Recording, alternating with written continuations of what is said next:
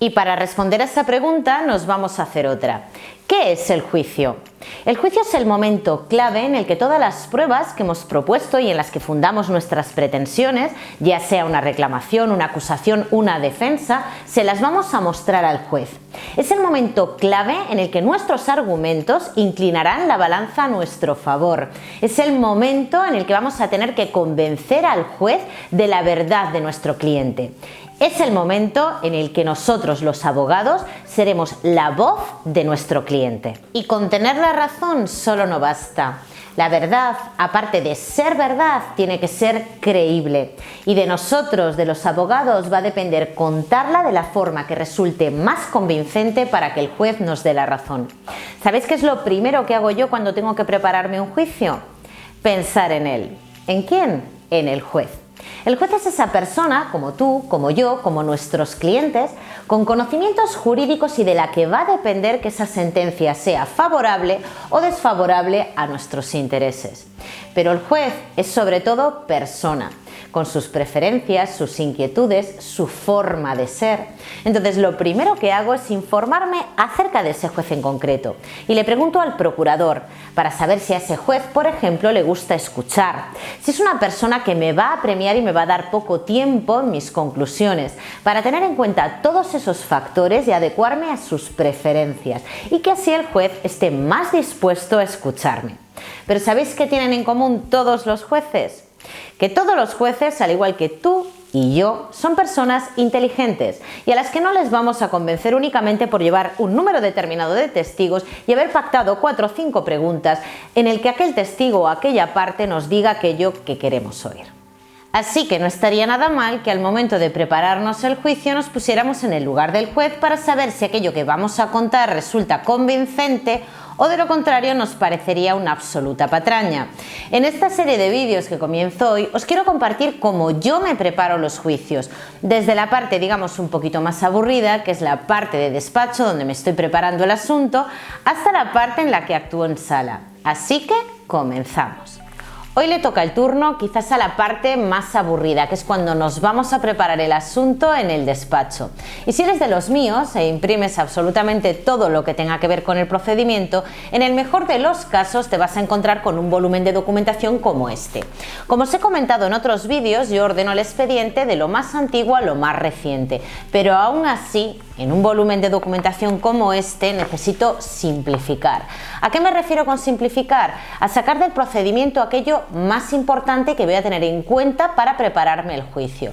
Si se trata de un procedimiento civil, únicamente dejo encima de la mesa la demanda, la contestación a la demanda, las notas de prueba que la otra parte haya aportado el día de la audiencia previa y las notas de prueba que haya aportado yo, y a partir de ese momento me pongo a escribir. Sí, a escribir todo aquello que no voy a llevar por escrito el día del juicio.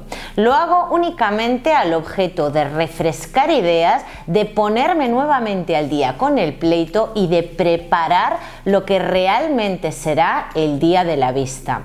¿Y cómo lo hago? Lo primero que hago es coger mi propia demanda, si soy demandante, y en un folio aparte voy a ir apuntando lo que he pedido en el suplico de la demanda, exactamente lo que he pedido. Y al lado de lo que he pedido voy a tomar mi nota de prueba y voy a apuntar al lado qué es aquello que aporto como prueba para fundamentar lo que he pedido.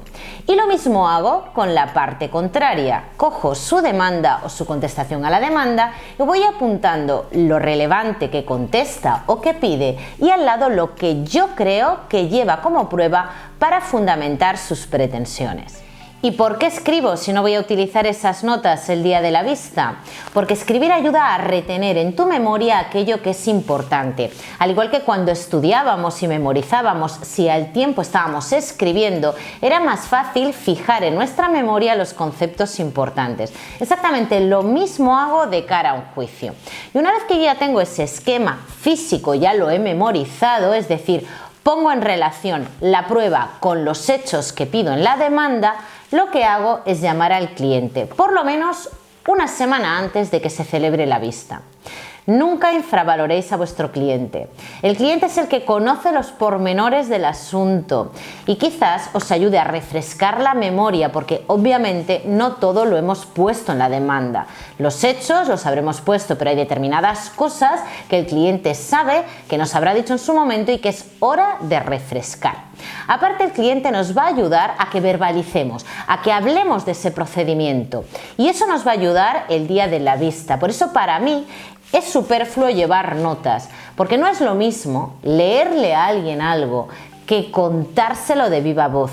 Vas a llamar más la atención del juez si le estás contando algo con naturalidad que si se lo estás leyendo, porque el juez, en el momento en el que le empieces a leer, va a dispersarse y va a estar pensando en sus propios asuntos. Así que el cliente nos va a ayudar a que pongamos en práctica lo que el día de la vista le vamos a tener que decir al juez. La parte más importante de un juicio, junto con las conclusiones, son las testificales. Y también en eso nos va a ayudar el cliente a preparar las testificales, que no es lo mismo que preparar a los testigos. No preparéis a los testigos. No habléis directamente con los testigos antes de un juicio. Y no os lo digo desde el punto de vista moral. Obviamente todos sabemos que un testigo tiene la obligación legal de decir la verdad, estando castigado el falso testimonio con penas de prisión. Pero no voy por ahí. Me refiero a que para nosotros como abogados es mucho más beneficioso que un testigo sea espontáneo a que vaya preparado. Sí que podemos controlar qué es lo que va a decir ese testigo, porque el cliente nos va a informar del conocimiento que de esa situación tiene el testigo. Eso es totalmente diferente a aleccionar a un testigo, porque los testigos son personas, al igual que todos nosotros. Se pueden poner nerviosos, pueden titubear, pueden decir algo con lo que no contamos, e incluso, llegado el caso, puede decir: es que me ha dicho el abogado que diga esto. Imaginaos qué vergüenza. Aparte de que yo creo, si yo fuera juez, valoraría que un testigo fuera natural. Por eso nosotros tenemos que hablar con el cliente y decirle qué es lo que va a aportar ese testigo el día del juicio, qué es lo que sabe de este asunto. Os aseguro que merece la pena lo que os estoy diciendo. En ocasiones, yo nunca preparo a los testigos, ¿no? Pero en ocasiones me he encontrado a compañeros que llevan aleccionados a los testigos. Y claro, tú hasta cierto punto puedes controlar lo que te va a responder a ti si has pactado con él unas preguntas, pero no puedes alcanzar a saber qué es lo que va a contestar ese testigo a las preguntas del otro abogado.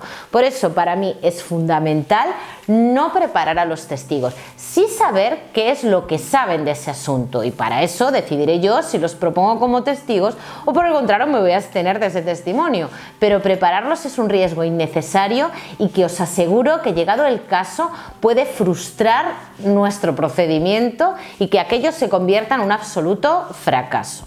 Obviamente un juez sabe que los testigos que llevamos vienen a avalar nuestras pretensiones, pero eso no significa que no los tenga en consideración.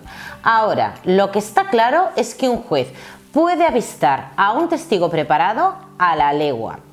¿Sabe usted lo que hizo el 2 de mayo del 2016 a las 9:52 de la mañana? Sí, estaba esperando el autobús y llevaba una chaqueta de color verde. Bueno, pues todo lo que diga a continuación ese testigo ya no va a tener ninguna credibilidad, porque nadie tiene una memoria tan precisa como para acordarse con detalle de lo que hizo en ese momento. Además, un testigo preparado se caracteriza por responder rápido y conciso a lo que se le pregunta.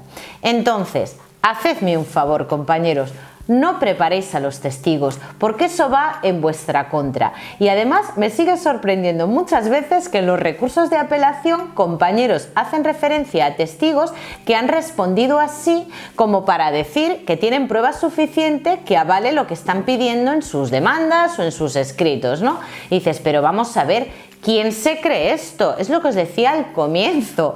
Tenemos que partir de la base de que un juez es una persona como tú y como yo. O sea, una persona que tiene sentido común. Eso lo primero, aparte de tener conocimientos jurídicos. O sea, que vamos a ser un poquito conscientes a la hora de preparar los juicios de que aquello que llevamos tiene que ajustarse un poquito a la realidad, ¿no?